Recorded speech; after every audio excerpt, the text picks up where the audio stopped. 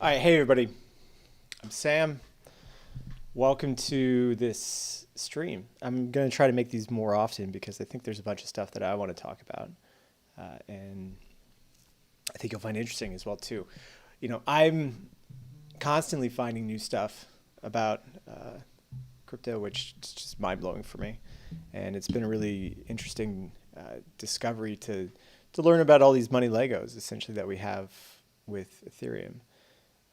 And by money Legos, I meant a series of composable products that you can put together in an infinite number of ways to do fun stuff with finance and or fun stuff with finance.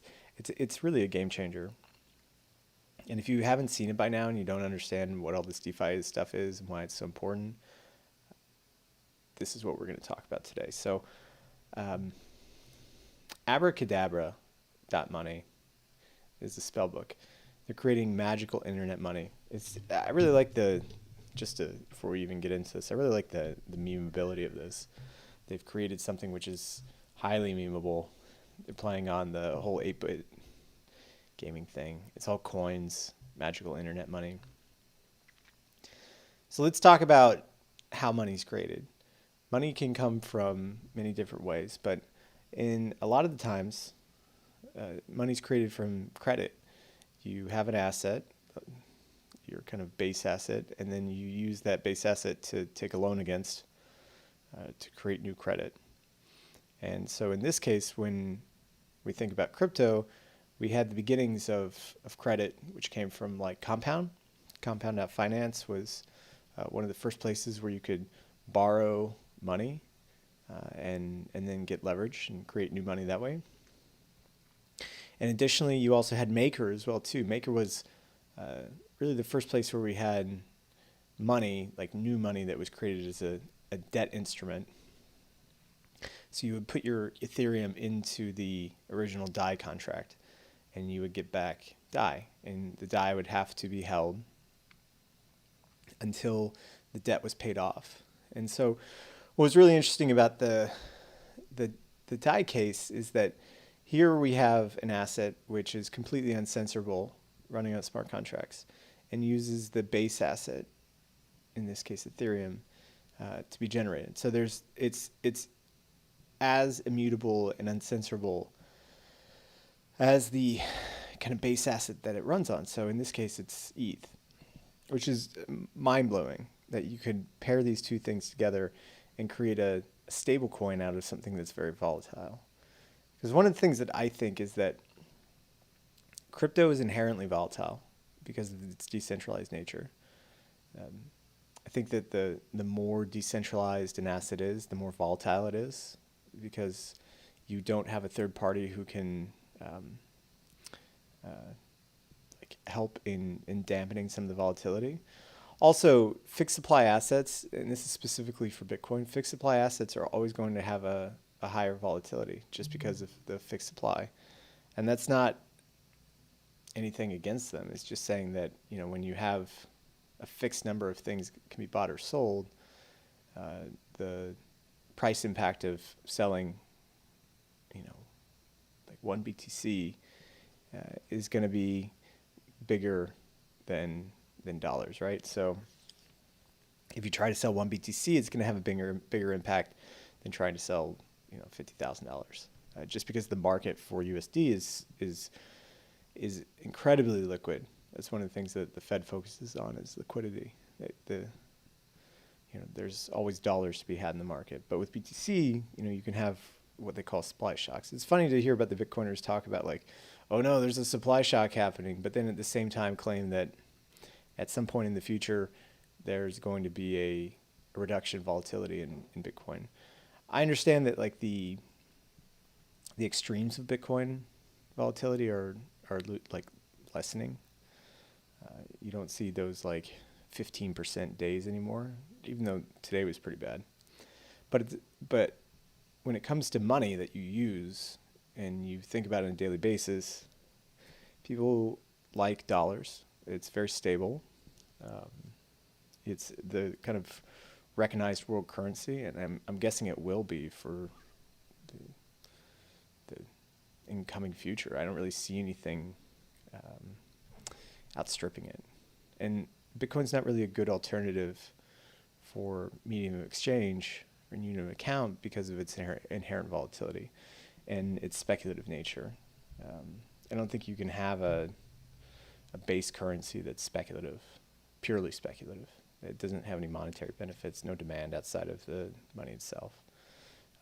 So it's always just going to be a vol coin that just goes up or down. But that's the price is just like the smallest part of what crypto does. And I think this is what gets lost, where, you know, sure, I can be somewhat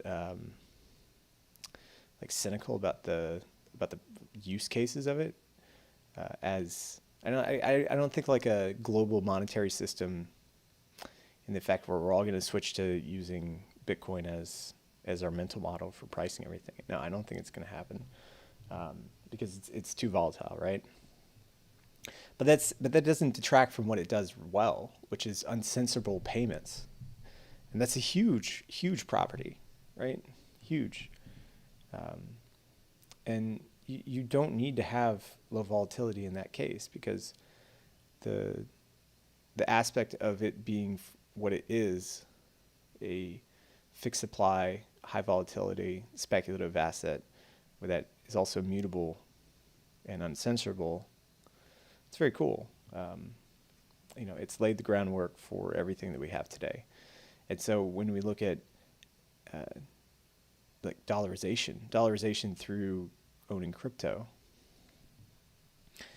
I think that's really important. I think that's what people get lost. Like the Bitcoiners are always, you know, you don't have to sell Bitcoin back and forth. You should just buy Bitcoin, hold it, and then hopefully the price goes up.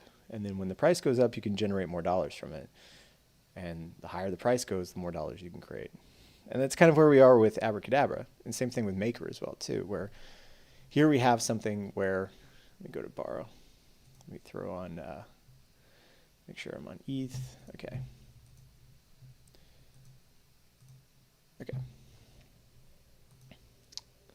So with Maker is a MakerDAO, right? Okay, so MakerDAO is DAI, right? And the cool thing about Maker is that you can take USDC, you can take ETH, you can take really anything and generate DAI from it. And as long as you keep a healthy amount of debt and the price of the assets that you're using to create the DAI doesn't go below the collateralization ratio that is set, then it's not an issue. I mean, you can just have that asset create the DAI, and then you're good. But the problem is now we live in a DeFi focused world, and DeFi entails that the base collateral, in this case, it's either like Matic or ETH or GUSD, Gemini US dollar. You know, those assets are just sitting inside a smart contract doing nothing while you hold your DAI. And I think that's not great. So what Abracadabra does is it takes your asset. In this case, we have like Alchemix token, we have Curve 3 or CVX3 pool, which is very cool. Phantom, Wrap Dome or Wrap Steak Dome, like Steak Sushi. This one, the Y Curve IB pool, it's a great pool. Y Curve Steth pool. You know, you can take any of these Yearn assets. So it essentially takes Yearn as the base case. So Yearn, if you didn't know, you can deposit your tokens into Yearn, whether it's USDC or BTC or ETH, anything that you want. And then there's strategies behind it where they go off and they farm Curve with it. They have use pool together, power pool, a bunch of different options, right? There's many different strategies. And so when you deposit, say, into the USD contract, let's just say like the ETH contract, or like the USD, when you deposit into the USDC contract, what you get back is called YUSDC.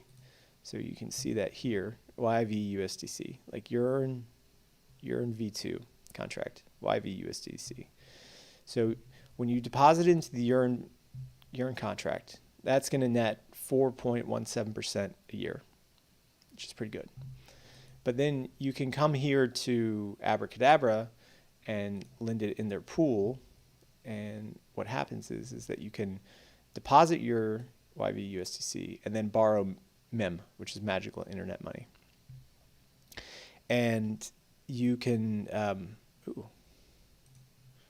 Oh, wow. So you can swap. Oh, this is good. So this is something which is super cool. Okay, so YVUSDC, you borrow MEM, okay, and then you can use MEM to do certain things. So you can just take the MEM and you could take it as a loan and then repay it later. Another option is to get leverage. So you could, okay, so let's just talk about that. The loan, like the vanilla, just taking a loan first. So let's say you have $100,000, right?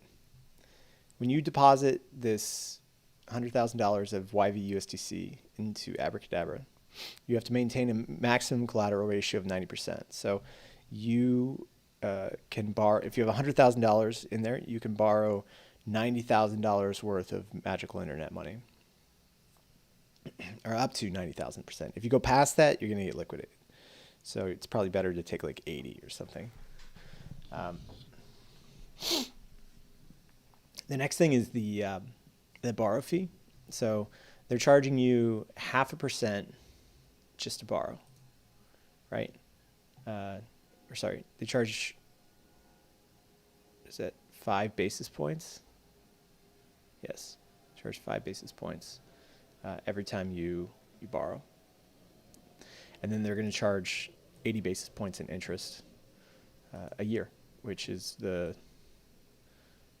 it's annualized percentage on your debt. So it's like 85 basis points to take for a year, which is pretty good. I mean, like you can't borrow at, 0.8% from your bank. That's nothing, right? So you borrow at 0.8%, but your base asset is making 4.17%. So you reduce this and you end up with so let's say you have $100,000, that's going to earn $4,770 a year. You minus the 80 basis points, which is going to be I think $800 a year. Subtract that off, and you end up with your collateral earning $330,000 through the year, all while taking a loan. It's amazing. So you're borrowing, but you're getting paid on your collateral to borrow, and you can return that magical internet money later when you want. Another thing you can do, okay, so that's vanilla. So what happens if you have your, in this case, like YUSDC, right? You borrow the magical internet money. Then you sell that magical internet money for more USDC and you deposit back into the contract. That's called leverage. You've now just increased your leverage by like 80% or something. And they allow you to do it yourself. So you could go all the way up to like 10x leverage. We got a little DJing guy here. 10x leverage. Your expected APY is, let me just like throw some numbers in here. I don't have any YVUSDC, so it's not showing me.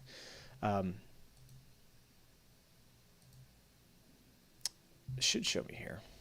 So anyways, you can just rotate this through. It'll do a loop 10 times over for you, and you'll eventually get a highly leveraged position.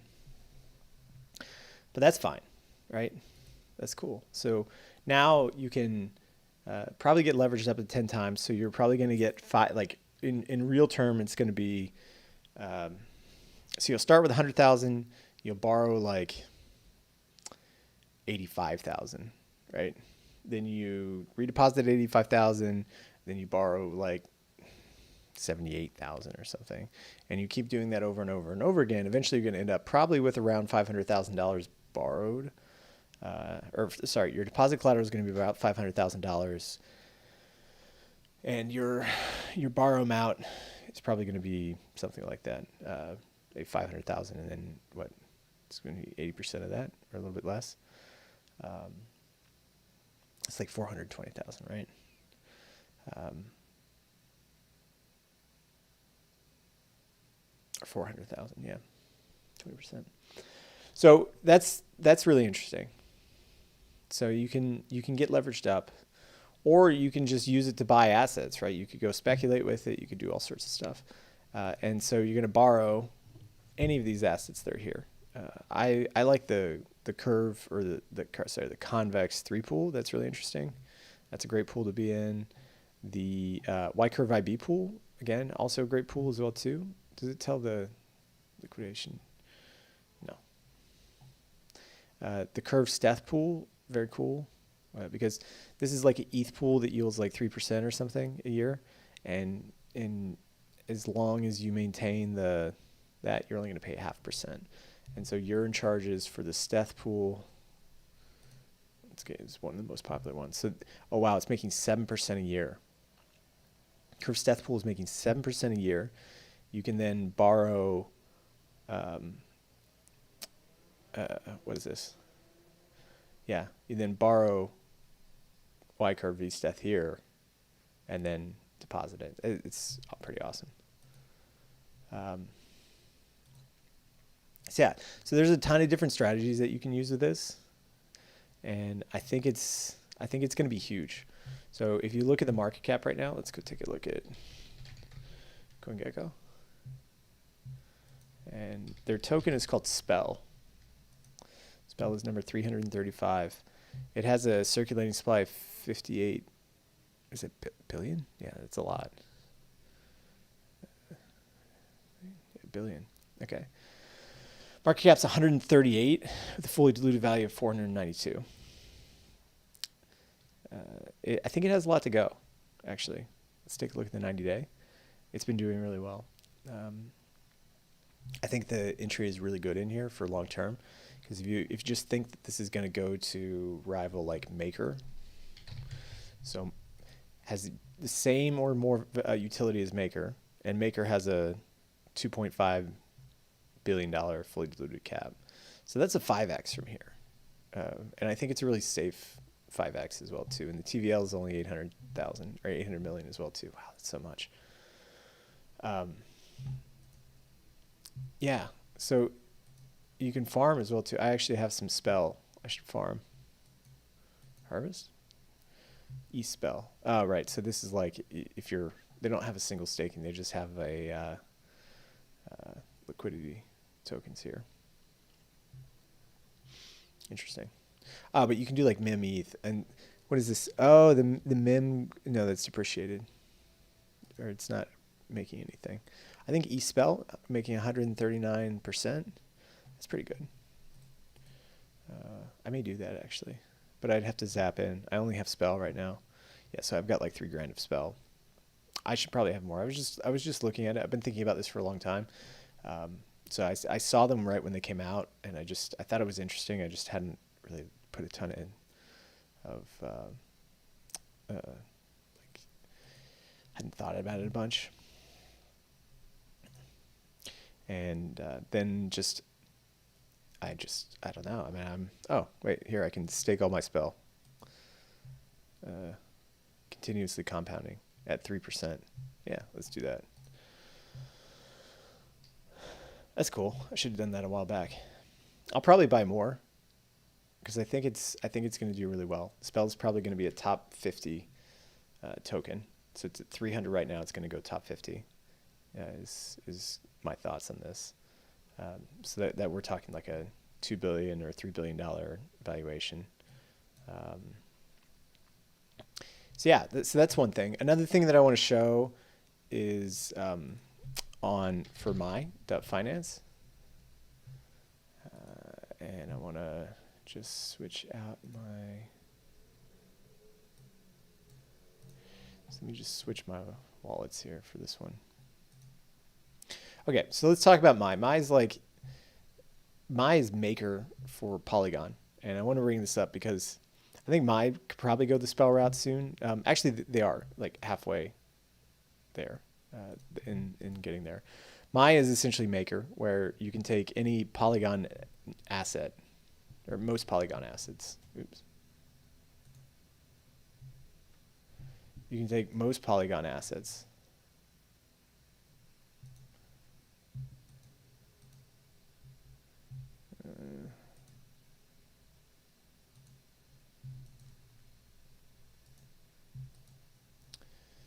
Take most Polygon assets and you can,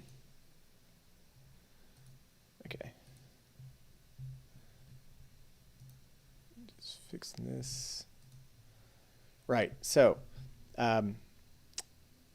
okay, so Mai is pretty cool, right? Because you can take most Polygon assets and you can create a vault. So you can, it works the same with Maker where you can just take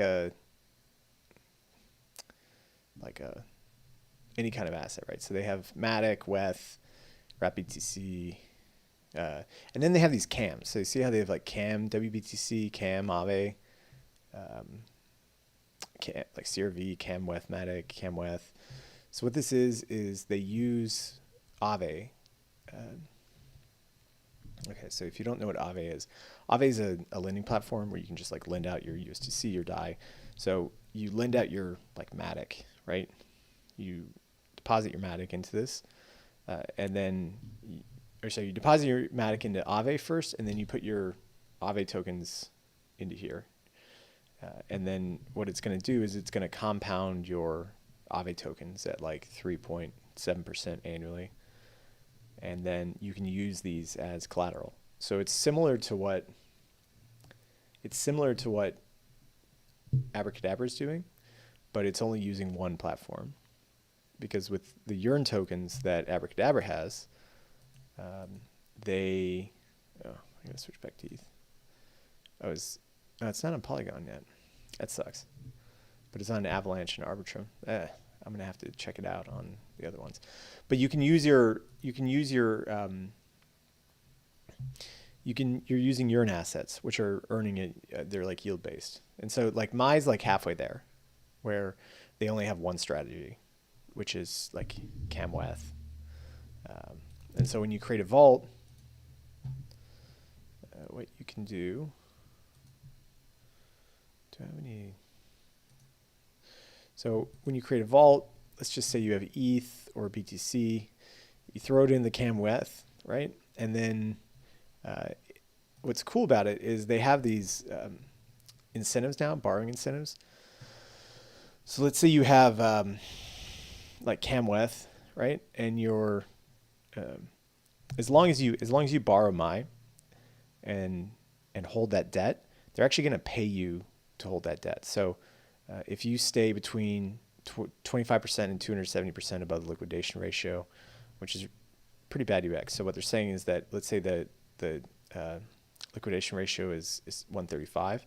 I have to stay at above 150 and then up to like 400 or 405, right? So as long as I stay between 150 and 405, I get paid it's not 28.37% a year. It's like, depending on how much Mai you've generated, they then pay you for that, which is pretty interesting. So you can, if you have WETH, or if you have ETH, or if you have BTC, if you have Ethereum, or if you have BTC, or if you have Aave, or like any of these assets, you deposit your assets into there. So you take your WETH, deposit into here, make sure it's earning some yield, and then you borrow a healthy amount of stables. In this case, let's say it's you have $100,000, you're going to borrow $50,000. So I don't think I have any poly on this thing. I don't have anything for gas. Let me see if I can find a wallet with some, not my main wallet, but what about this one? Okay, so I can make something with this wallet. So, okay, so let's say I want to make a Matic wallet. So I'm going to create a Matic wallet.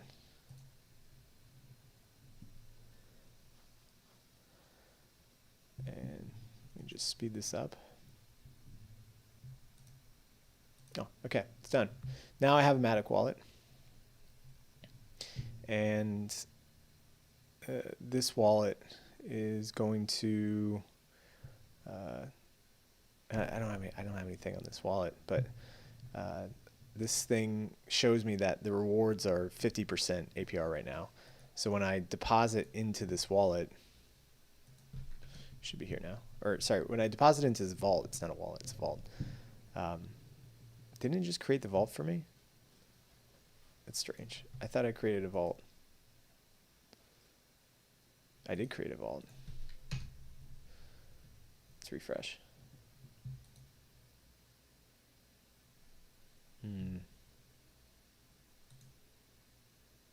Okay, maybe it's just not showing up yet. So when I create a vault, I get the option to, I want to show you guys what it looks like, because you can borrow. It tells you your like liquidation levels, which is pretty cool. If you don't want to use, I mean, you can use like just USDC or like Tether or DAI, but it doesn't make sense to do that because you're going to pay a 1% fee to go back. So let's say you have USDC, you're going to do $100, you're going to end up with this much. And then when you flip back with the Mai, with your like 99 Mai, you're going to end up with, you have to make at least 2%. You're going to make 2% for that round trip. You wouldn't use this, right? You could use like Curve or QuickSwap as well too, but if you're going to generate new Mai, then you need that. Right. So yeah, so once you generate all this Mai, then you go to somewhere like Adamant.Finance. And at Adamant.Finance, you can take your stable coins and then just deposit them into Adamant. So on here, you're getting paid with your vault, right? So you get paid like 50% from your vault. So let's say you have Matic or ETH or something, even BTC, right? So you throw BTC in, it's going to make like 4%. It's a crazy amount, like 4%. Or it's not 4%, it's like 3%. But let's say you have ETH, right? So ETH is going to make 1.67%, which is great. You then take your yield-bearing asset and then you throw it into the Mai vaults, and they're going to pay you close to 30% a year to take a loan, which you can manage super easy on Polygon. I'm sure like some very technically minded people could like make a script that just keeps it exactly at a certain level and doesn't let it go out, so you don't have to worry about market fluctuations.